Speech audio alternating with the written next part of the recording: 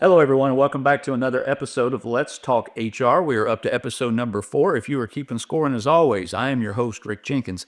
And as usual, today I am joined by Herb Dude, CEO and founder at HTI, or Human Technologies Incorporated, and the Vice President of Workplace Strategies there, Ashley Brooks. Ashley, Herb, welcome. Thank you. Good Thank to you have for you. having us. Always a good time. Always a good time, you're right.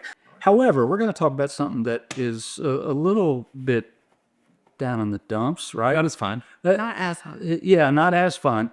The market continues to soften from a labor perspective. And so I want to talk about that. There's been a lot in the news recently, and we're going to get to that in a second. But I want to start with some statistics, some analytics, just to kind of set the stage and provide some context for the conversation.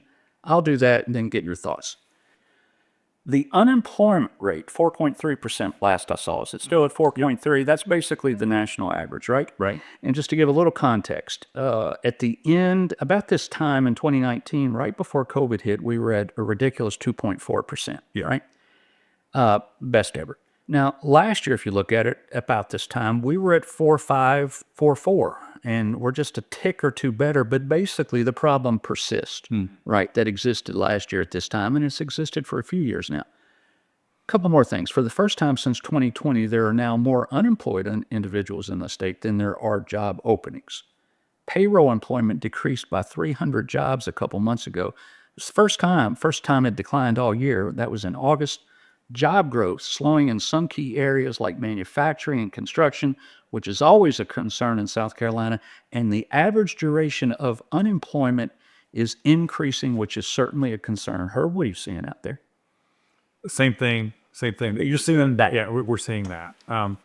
And unemployment increasing is a bad sign. I mean, that tells you that people are not able to find a job very quickly, which was not the last 4 years. The last 4 years was really easy to find a job. So, I mean, you're seeing in multiple sectors layoffs occurring right now. And, we're moving into a season that typically is not going to be a big growth area other than retail. So I think it's going to be soft for a while. And we're seeing that with a lot of big companies. Yeah, actually, I have seen on the news quite a bit recently that there are layoffs here and there are layoffs there. What are you seeing? Same thing. I mean, as Herb mentioned, we're even starting in our business and our contingent workforce starting to see those numbers slide a little bit, which typically tells us that, if they're not replacing their temp labor or their contract labor, that they're starting eventually going to have to look at full-time heads. So I think we're seeing the same thing in our business and unfortunately having to support a lot of outplacement. Yeah, this is a tough time, not only for employees to have the concern about their job, but it's tough for employers too, because they certainly don't want this. And so I'm wondering, either one of you here, what do employers have to do to walk that line, right, between trying to cut costs for the company and do what you need to do to be a good steward and make sure you're profitable when you're doing what you need to do, but also protecting the future of your company, which are your employees? Yeah, I think for me, I would say lead with intentionality and not fear, which is sometimes hard to do when you're starting to see all this negative news. You're starting to see numbers in your own organization decrease. And what I mean by that is really thinking intentionally about how you shift the trajectory of your organization, but keeping in perspective where your organization is headed for the long term. And so when you're making decisions, is it just, hey, let's quit replacing turnover instead of cutting heads? Or, can we invest in our people in skills that we're going to need 2 or 3 years down the road? Can we do upskilling programs? And, Herb and I were talking earlier, there are a lot of state programs currently that if you go and apply for them, they'll help underwrite some of your labor cost as long as you're upskilling your workforce. And so is that a way that you can intentionally save money in your organization without having to cut heads? So I think just making sure that you don't think the only option is cutting labor, but maybe trying to supplement in some other areas. Yeah. I've been working in various parts of the media industry my entire life, right?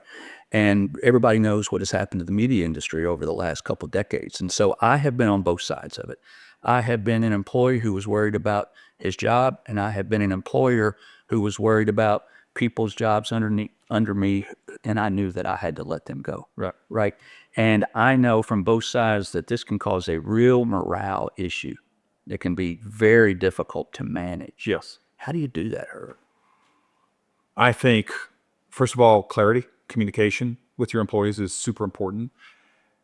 if you run into a situation where you're going to have to lay people off, because you have to also protect the business. So you're sometimes going to be faced with, hey, we're going to have to reduce for whatever reason.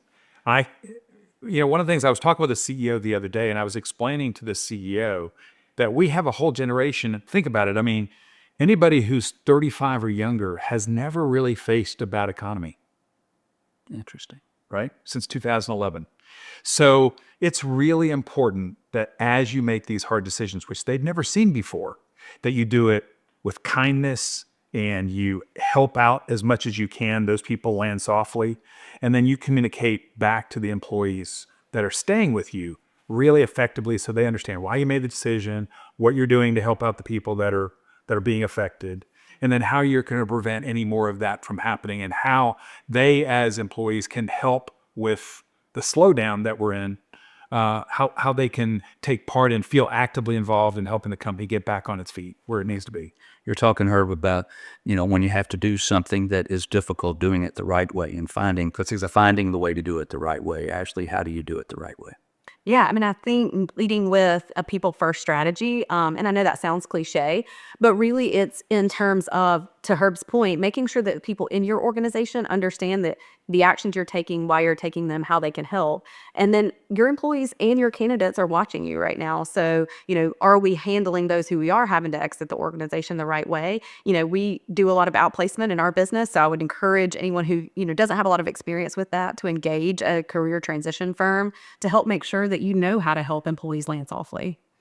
All right, so I talked about my experience, in the media industry, and I'll tell you something that I experienced several years ago. This has been 15 years or so ago. I was working at the Greenville News, and they, of course, were having to do layoffs, and I knew my time was coming at some point because that's just the way life was in the media world at that point, right?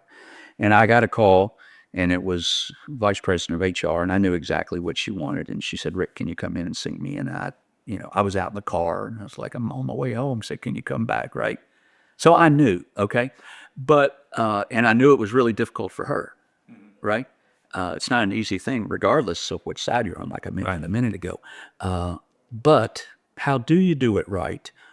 What do you have advice, either one of you, on for that HR person who brought me in to talk to me? And I know it was probably tougher on her than it was me. Some advice for people like that. Let me tell you, I mean, HR people hate that job.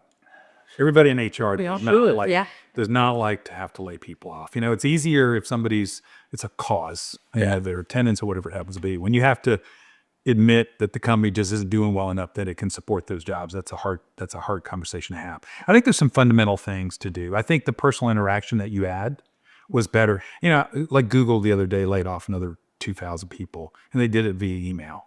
That's such an impersonal way to do it, and it leaves those people feeling so unthankful for the role that they had. So I would do it in person. I wouldn't do it via electronics.